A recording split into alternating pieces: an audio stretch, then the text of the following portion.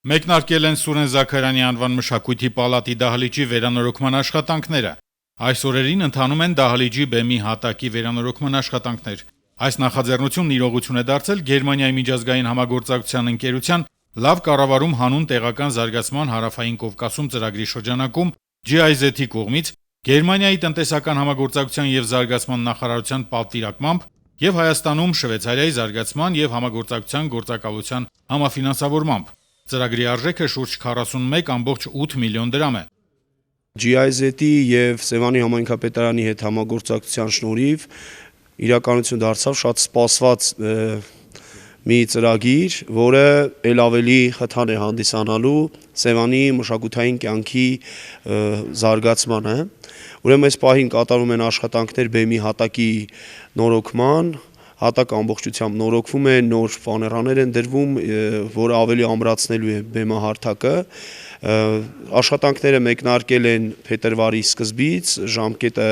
հատակի նորոգման մինչև մարտի 15-ը ընկած ժամանակահատվածն է, որից հետո արդեն նստարանների ձեռքբերումը կլինի,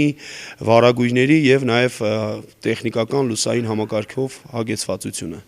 GIZ-ը համագործակցում է տնտեսական համագործակցության եւ զարգացման կազմակերպության հանրային ոլորտի նորարարության օբսերվատորիայի հետ Հայաստանում քաղաքացիա կենտրոն ծառայությունների նախագծումը խթանելու նպատակով։ Դեռևս 2024 թվականից Սևան համայնքի ներկայացուցիչները ի թիվս 10 համայնքի ներկայացուցիչների մասնակցել են աշխատաժողովներին, որոնց ընթացքում ծանոթացել են համապատասխան մեթոդաբանությանը իրենց համայնքներում առկա մարտահրավերների ուղղությամբ համատեղ աշխատելու համար։ Աշխատաժողովների ընթացքում ձեռք բերված հմտություններն ու գիտելիքներն օգնել են եւ նպաստել տեղային հարմարեցված ծառայությունների մշակման աշխատանքներին, ուղղված բնակչության կարիքներին ավելի լավ արձագանքմանը եւ տեղական ծառայությունների որակի բարելավմանը։